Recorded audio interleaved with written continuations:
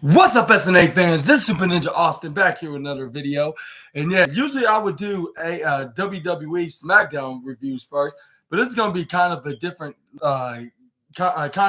different like video because I'm gonna be doing Rampage today because a Rampage review first tonight because yeah, Rampage already came and gone like a couple hours ago, and like an hour before SmackDown went on the air. So I'm gonna be doing this review before I do the SmackDown one. But I'm gonna be talking about this what exactly went down on the AEW Friday night show before I do with the WWE Friday night B show. But let's start off with Jeff Hardy, and yeah, AEW overall has definitely delivered. Like it deserves like 8 times out of 10, like on how good it was tonight. And also, yeah, we had some great matches, and we got some good moments, and finally elevating the wrestlers as they should do like what in the divisions. But yeah, we're gonna start off on the match of the night. Even though it was at the end, it was very botchy. I mean, not botchy. I'm saying not botchy. I'll say it was very unfortunate for the one of the competitors of this of the openers of this opener match, which was Sammy Guevara taking on Jeff Hardy. And yeah, it was like it's been reported like from all the wrestling news sites from the past couple of days.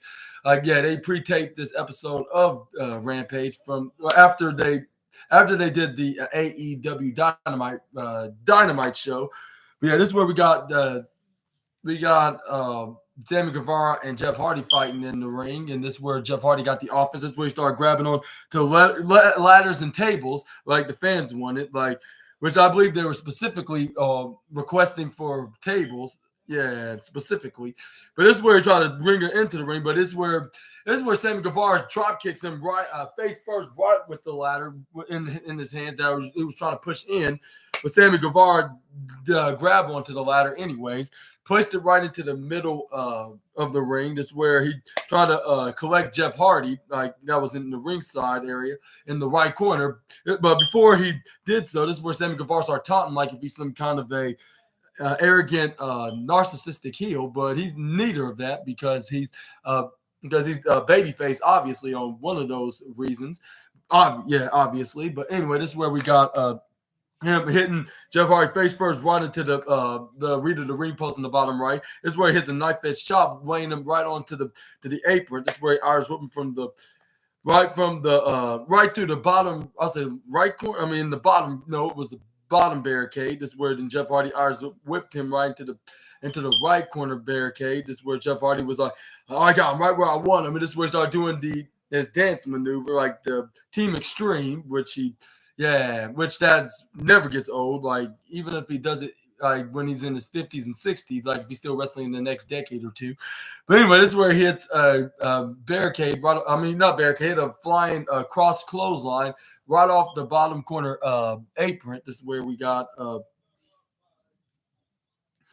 This is where the referee's like, all right, like let's get this action back to the ring. Like you did enough damage right here, and this is where Jeff Hardy did so. Like after he did another dancing taunt right in front of Sammy Guevara's eyes. This is where we got.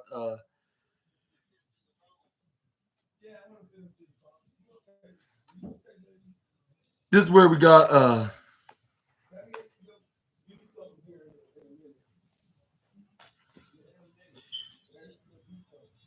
This is where we got. Then they fought in the ring. They were trying to hit each other's moves, I believe, which they were countering, of course. Like especially with Jeff Hardy trying to go for the twist of fate, like, but unfortunately, Sammy Guevara would not let him to do that move, and he started going for his moves, but he always keep getting denied by the charismatic Enigma. This is where they took this on the outside, which they finally gave the fans what they want. That's what usually what wrestlers would do with fans that come to attendance and they watching a no DQ match, whether that be in tables, ladders, and chairs, Extreme Rules, False Count Anywhere, Hardcore, any of those, or even No Holds Barred in general. Well, I would say no. I would say that doesn't usually genuinely occur, but you know what I mean. Like whether if it's No Holds Barred or False Count Anywhere, or any of those matches, yeah, like you're gonna do the table spot, which that's what Jeff Hardy tried to do with Sammy Guevara when he laid him right onto the table. This is what I go for a Swanton, but Sammy Guevara started hitting right forearms right to the back of Jeff. This is where Sammy Guevara then hits. Oh yeah, it throws Jeff Hardy right inside the left corner side, from the left corner side apron and back in the ring. This is where Sammy Guevara tried to grab on the Jeff, but this is where he started trying to grab onto something. First it was a chair, then it was the bottom left corner ropes. This is where he finally elbows him right to the face to block him off. This is where he tried to go for a whisper in the wind right onto the bottom right corner. This is where Sammy Guevara trips him right over. Like ribs first right onto the turnbuckle. This is where Sammy Guevara grabs on the chair. This is where he places it right down right into the ring. This is where he then tried to go for a. This is where he put the open chair and wedged it around Jeff Hardy's neck with his face right on the seated part of the chair. And this is where Sammy Guevara then jump up right to the bottom left corner. This is where he hits him with that Spanish cutter that he does, like face first right onto that seated part, like with the chair standing, with him slamming face first on it.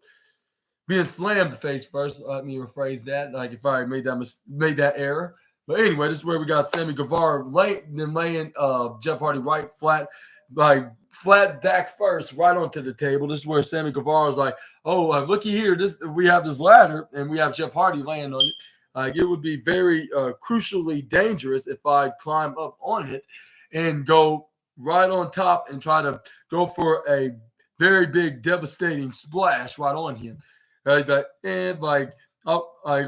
even the Swanton, which he was thinking, which he was doing the mocking pose, which they got a mixed reaction on that, which I'm not sure it would be a good idea to mock a wrestler that's been like a 25-year veteran in this business. But that's the story. But I'm gonna talk about that like in another video. But yeah, this is where he did so. This is where he then did that, go for a Swanton bomb, which he exactly did that to Jeff Hardy, which like where the fans were like, wow, like did he just literally do that to Jeff Hardy? Like insult to injury. And if some of them were chanting Holy Sugar and Iced Tea, while the other ones were saying this is awesome, which I agree with him because I made this the number one best match of the night. Let me rephrase that.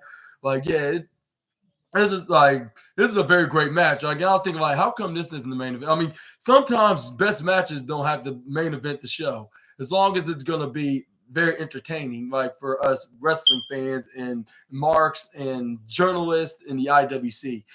But yeah, this is where Sammy Guevara throws them right back in the ring. This is where Sammy Guevara went into the upper left corner of the top turnbuckle. This is where it looked like he's about to hit his other move off the top rope, which was this is where the accident occurred right here in this spot when he tried to go for a shooting star press. But Jeff Hardy got the knees up, but he landed sideways right on the Hardy, not only he got hit right into more of his upper part of the body with Jeff Hardy's knee, he accidentally kneed Jeff Hardy with his knee right into Jeff Hardy's face. Hopefully he's doing okay, but. It's been the rumor reported on to wrestling news sites say that he suffered a broken nose. And for those viewers out there be saying like, but Super Ninja Austin, why are you still reviewing this if you already knew about this? Well, that's the only thing I knew about of AEW. First of all, that's the only thing I knew about from AEW Rampage from them pre-taping this from Wednesday after they did AEW Dynamite. And second of all, I still probably would do this even if it was pre-taped, but at the same time, only if I didn't know if I knew this. I mean, I kind of did know, but I'm saying like in a way, even if I know what was the matches on the card and who's going to be the outcome, like unless it's some kind of a special occasion or a holiday, then I'll give it the day off.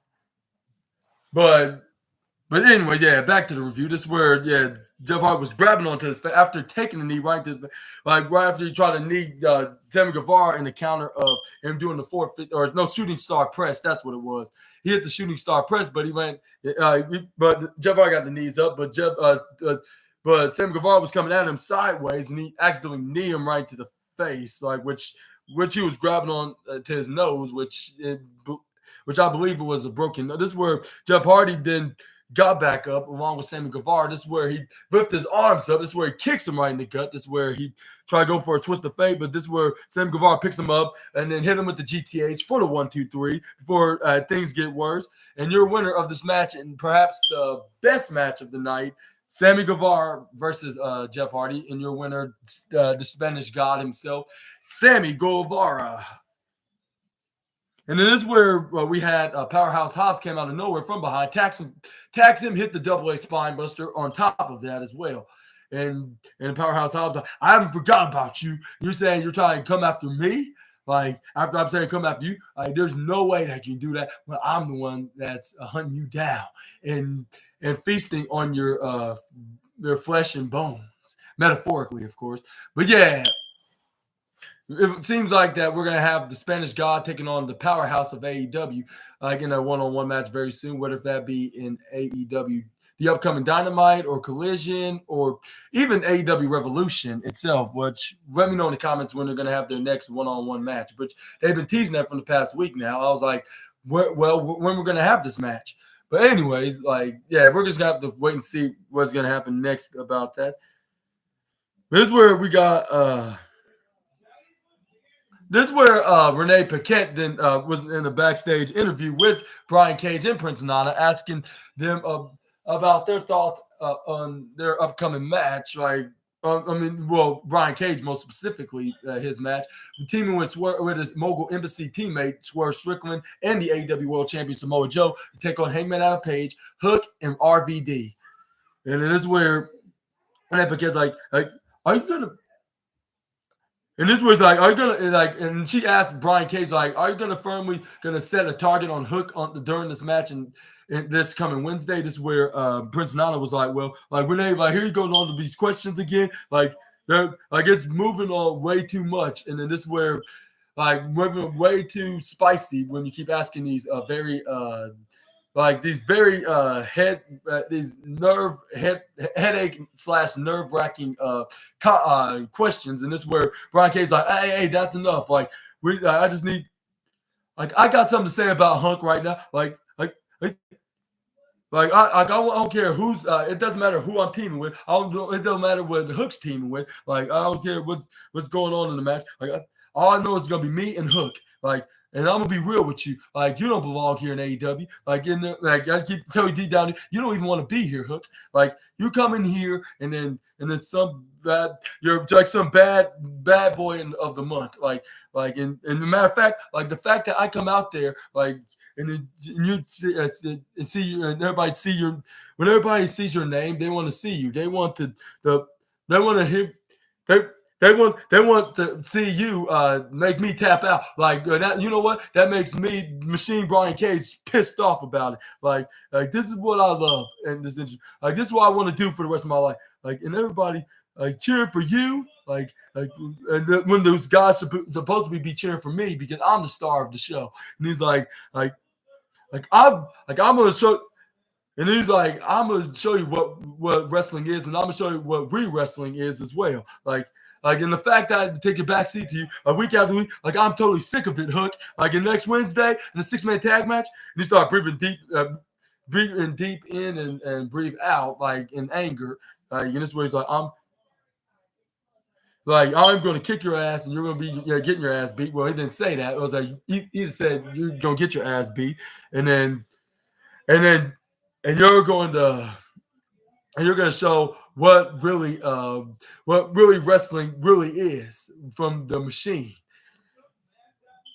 And what are your thoughts on this match? Do you think Brian Cage is going to be a man of his words, or do you think Hook's going to show them otherwise when he's teaming with Rob Van Dam and Hangman Adam Page against him and Swerve and Joe at this 6-man tag match? And in general, who's exactly going to win this match, like overall? Let me know in the comments down below. Which I could say it could be maybe Hook and Rob Van Dam and Hangman Adam Page, even though you would probably would have seen me chose Samoa Joe, Swerve, and Brian Cage. But I could see the babyface side could possibly win with, I don't know, like where with Hook finally showing Brian Cage otherwise, which that'll piss him off more, and then they'll continue this feud with him attacking him and assaulting the FTW champion. And the two and the funny thing is they formerly used to team together as Team Hobbs, or not Team Taz. My apologies. Why I just said along with Powerhouse Hobbs and Ricky Starks. But yeah, we're gonna move on to the next wrestling news. This is where we got a backstage segment with Private Party, which he was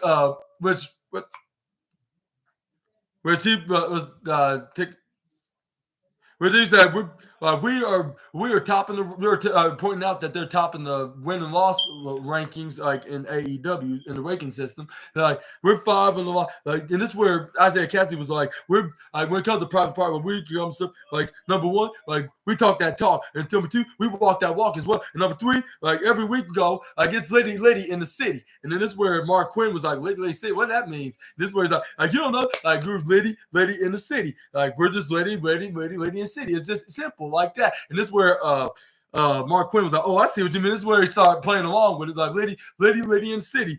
And do you think they're the next number 1 contenders against either Darby Allin and maybe a replacement tag partner if he retains against the Young Bucks, teaming with Sting in his final match? Or do you think the Young Bucks are going to win, which likely most of us will agree, like most of us, like me included, know that the Young Bucks is going to win. Like, why else they put the titles on the line against the Bucks in a retirement match if the Young Bucks were not going to win? Like, I'm not sure how they're going to win. I'm just saying, this is my prediction. But we're just going to talk about that in another video, perhaps in the wrestling news. But anyways, that's where – but we got But yeah, but we probably will see somehow the Private Party will finally get an AEW Tag Team Championship opportunity, which is way past overdue. Like which I mean, the last time they never had anything creative for them to fight for those tag team gold, and they didn't win much as like they're doing right. Like they didn't win much like they're doing right now, and also like Mark Quinn's been injured for over a year, nearly a year and a half, perhaps. But yeah. So now we're finally going to see this opportunity for the Private Party guys. But moving on to the next slide, we got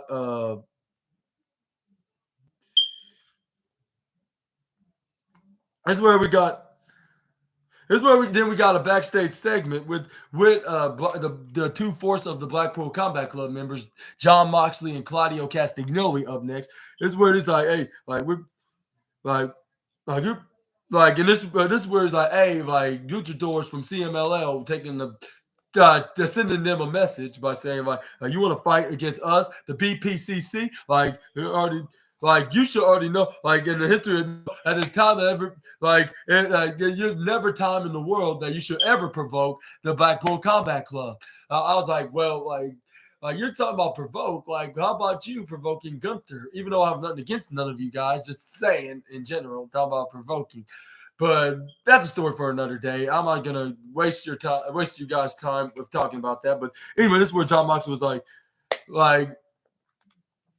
this is where Jon Moxley like, you know what they say, like you can't fix stupid, like can you? Like, but you can choke the stupidity, like an FTR, like. What's the CMLL? I mean, not the Luchadors. It was FTR they were talking to, Uncle Dax Harwood and Cash Wheeler.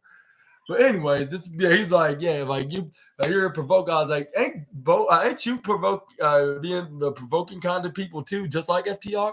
Like considering y'all not provoking a certain ring general by using those knife edge chops, like by mocking him. But that's a story for another day. But anyways, I should have said that in the first place, which I did not know what to say because I don't know what to say about that. I didn't know what to say until it dawned on me when I meant to say FTR, not the CMLL Luchadors. But anyway, this is where Jon Moxley was like they're the FTR, they're the benchmark, like aren't they? They're the greatest tag team in all of professional wrestling, week in and week out, and on a nightly basis, and then the team that all these young teams that look up to in this division, like and inspired to be as a tag team. Like you don't know, and then again, if you guys don't know about me and Claudio don't know anything about tag team wrestling, like, you think we know tag team wrestling?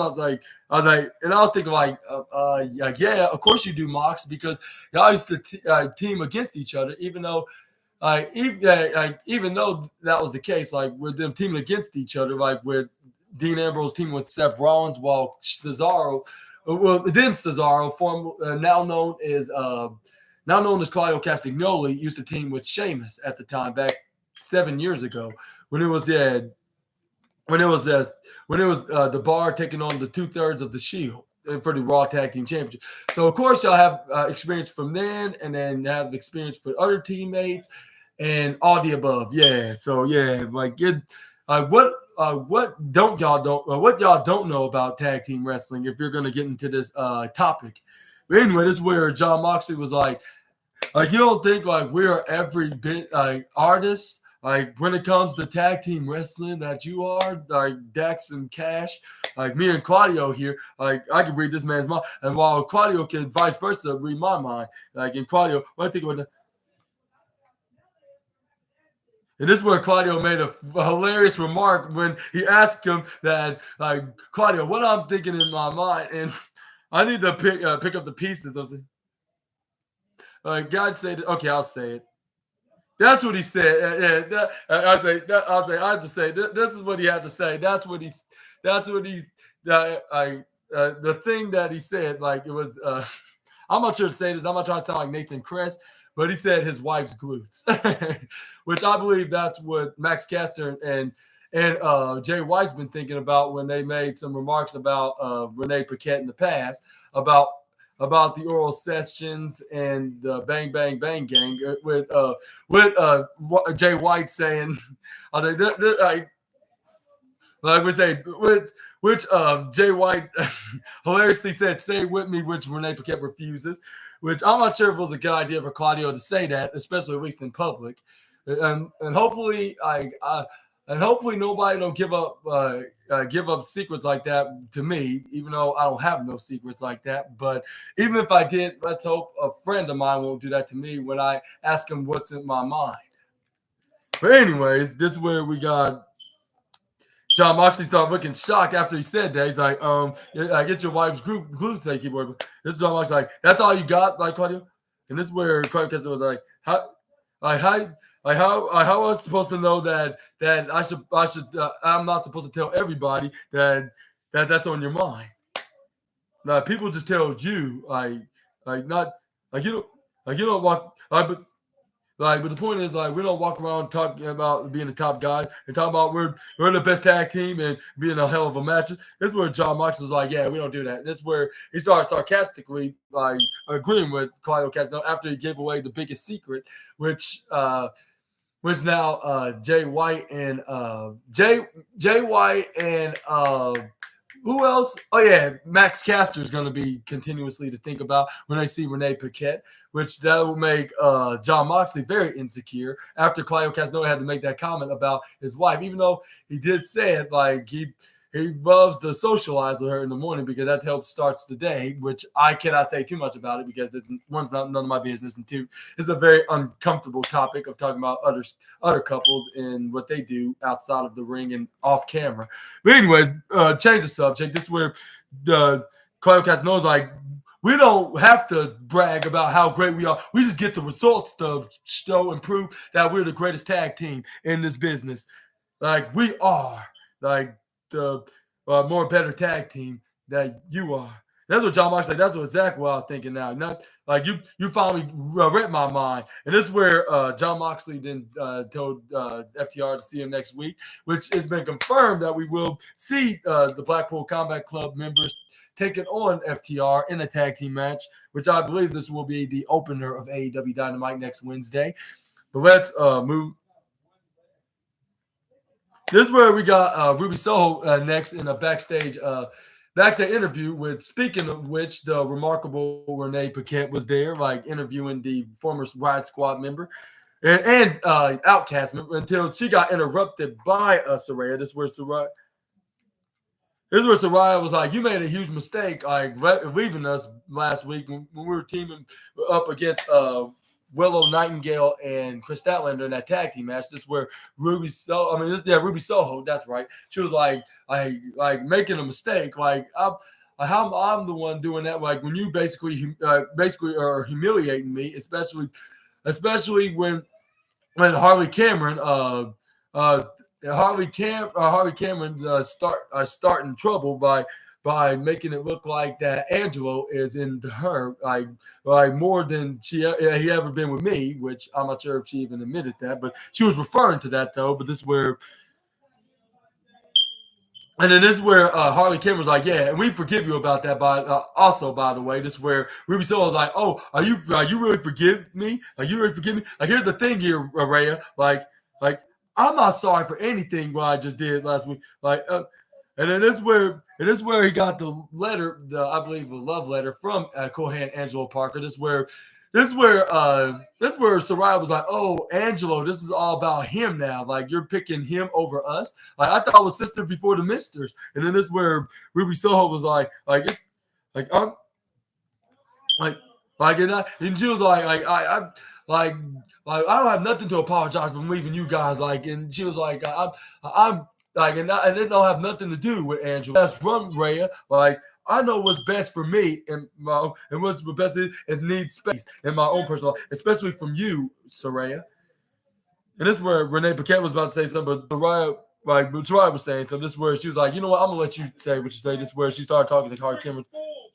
She was like, this is where she was like, we gotta do something before she gets her heart broken. Like, and this is where Harley Cameron was like, I know what to do. Like, and this is why I keep my old trusty knife here. And this is where it was actually a serving spoon, and hilariously, Saraya called her out for that, and pinpointing it out, I should say. She was like, girl, that's a spoon.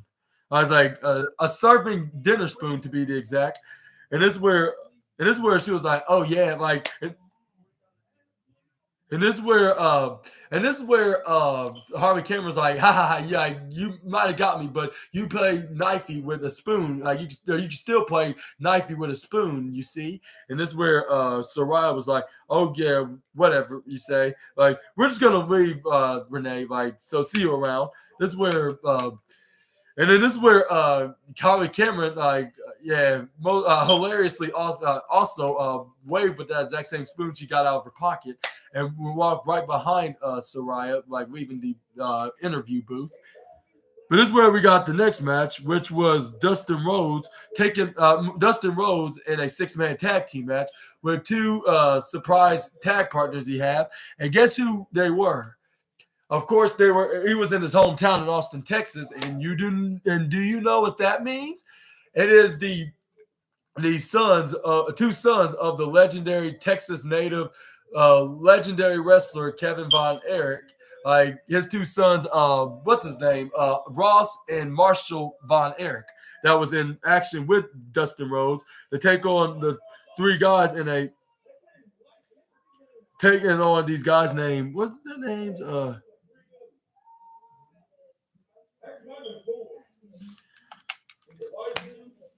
Let's see. Romero Cruz, Hit, and Shibashi. That's what their names are, but there's not really much to talk about, so we're just going to say that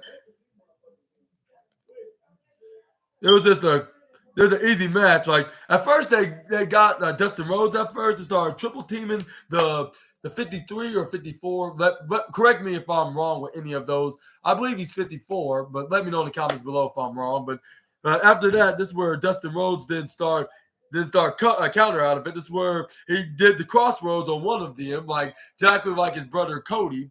But this is where he tried to go for a pin, but this is where the rest of them stop him. This is where they try to go for a clothesline when the Von Erich brothers, the sons of Kevin Von Erich, came in. This is where they try to clothesline them, but they duck out of the way, grab them around their forehead, and did the iron claw on them to start squeezing the juices out of their heads. Like this is where they start grab them on the ground. This is where Dustin Rhodes then finished the other one off with a spinning neck breaker maneuver right onto them. It's where they slammed the other 2 in the ground. They went for a pin, and then they got the 1, 2, 3 in the squash match. And your winners, Dustin Rhodes and Ross and Marshall Von Erich.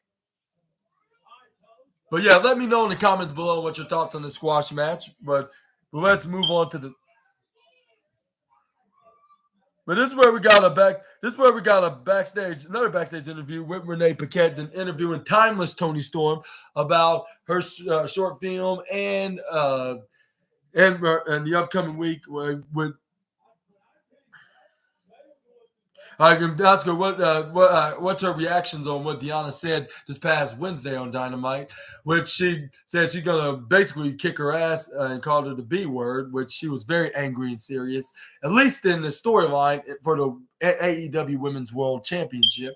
But this is where we got Tony Storm responded saying like, "What is it, Renee?" Like. Ha ha ha ha ha! Like, this is where she started laughing in a very gently and softly and quiet manner, saying like, like, you really serious, Renee? Like, you take that seriously? Even though Simon Miller said that's a serious word, but I don't see nothing. And then this is where then she started going wild and crazy and angry and violent mode, grabbing onto her assistant, Mariah May's arm. And this is where she pinned her on the ground and started hitting that cross armor that Deanna Purrazzo does. This is what you want, Deanna. You want this like from your former best friend Tony. Like you know this. This is why you want this arm. Like really? Like you want this arm? Like you want this? Like this is what. And that's where Mariah May's like, "Why are you doing this to me, Tony? Like I'm your number one fan. Like I'll never be. I would never do. I would never disobey you. Like why are you doing this? Like I've been very nice to you. Just now you're gonna repay me. Like please let go." And this is where Thomas Storm grabbed her into an ankle lock position. This is where she even made her tap out with an ankle lock after she let go of her arm. I was like, man, that's like a creation. That's like a creation finisher or signature move from SmackDown versus Raw 2010, where you put the cross armor and then turn it into a ankle lock, which is like, you do like this is what you want, like Deanna, like I'm gonna make you tap out with any of the finishing move that's gonna be under my arsenal. Like when we have our title match, and this is where Mariah May's like, all right, I'm tapping out, like please, like I get it, and this is where Tom starts like good job for being the stunt, being the punching bag or more not like a human what's that called? A human I'll say submission bag, I should say, a human submission a human punchable submission bag, I should say. Yeah, with the cross armor and the ankle lock. But this is where Thomas Storm thank her and say great job for playing this role as a human submission bag, I guess you could say, or submission dummy or whatever. Yeah. This is where Thomas Storm's like, and you, Deanna, piss off. And this is where Luther was like, ah ha ha ha ha. Like, you go, Thomas Tony.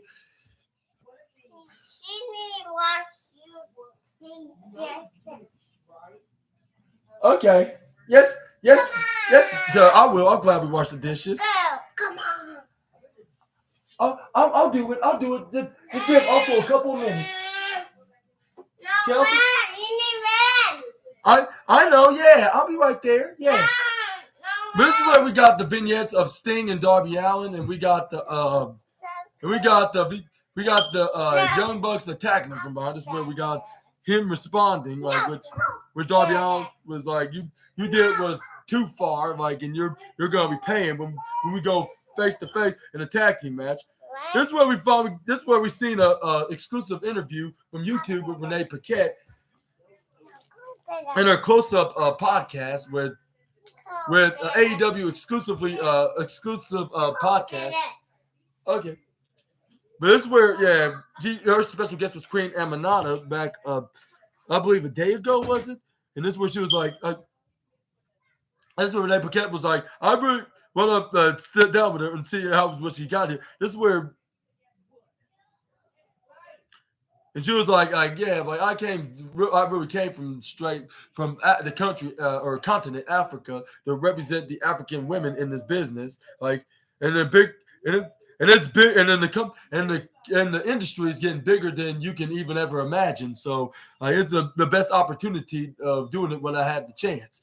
And then this is my lowest point of pro wrestling right now. And then the company gave me back of being in these often matches, like even though I haven't won most of them. And this is where And then this is where Renee Paquette was like, yeah, like continue going. And for some luck, she finally did it. Like, I was very shocked. I was like, it's about time to start paying attention how talented this African-born star is finally being known as a future star, whether being known as a main eventer or a champion, both or anything in the matter. This is where she had her match against Anna Jay, which I'll say give it the third match of the night.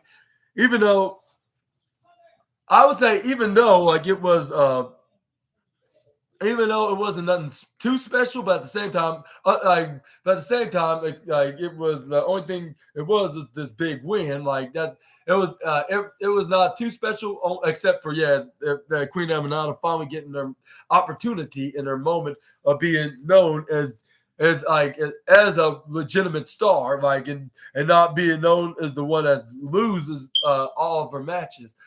Even though she's now known as she lost most of her matches and she only won once, but these wins could easily turn around. It could be a similar scenario with Daniel Garcia. Like when at the end of 2023, he was starting to lose every single match that he was scheduled in until he faced Brody King at the end at the final tournament, not the final tournament, that's at the last scrambler tournament into the Continental Classic in the Blue Leagues. Even though this was fighting for pride, which Daniel Garcia did that, and he turned that pride into something special with him being undefeated in 2024, and also on his way of possibly fighting Christian Cage for his TNT championship when he beat him and his patriarchy, Killswitch and Nick Wayne, while teaming with FTR in the process. But anyways, this is where we got Daniel Garcia's former teammate, Anna Jay, when Queen Aminata had her in the headlock, I should say, not a sleeper. Sleeper's like when she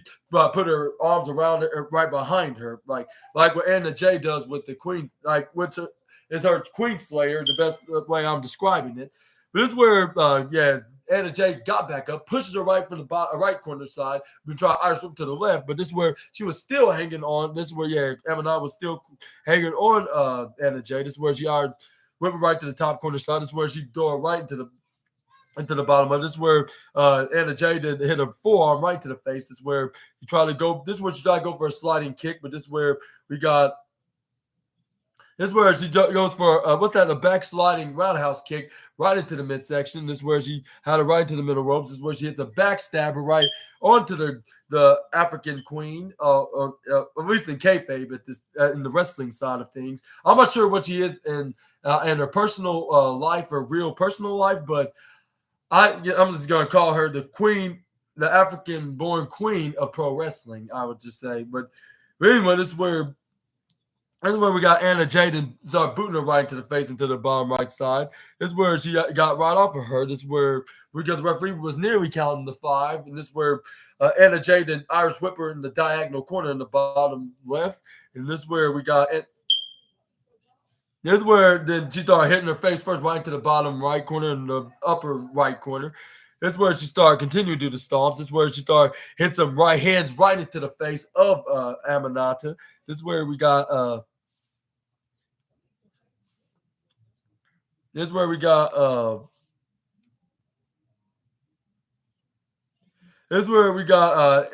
to start finally fighting back, after taking such a beating from the female Dark Order and Jericho Appreciation Society member. This is where she started hitting suplexes, snapmares right in the middle of the ring with her face towards the right. This is where she runs and hits a running knee strike right into the face. It looked like a half meteora. This is where she sent it right to the bottom right. She was like, okay, I got it right where I want her. This is where she tried to go for a running hip attack. I believe that's her signature move, which she did right onto when she was hanging from the right corner side. But this is where Anna Jay moved out of the way. Maybe smart move from the what she called herself now?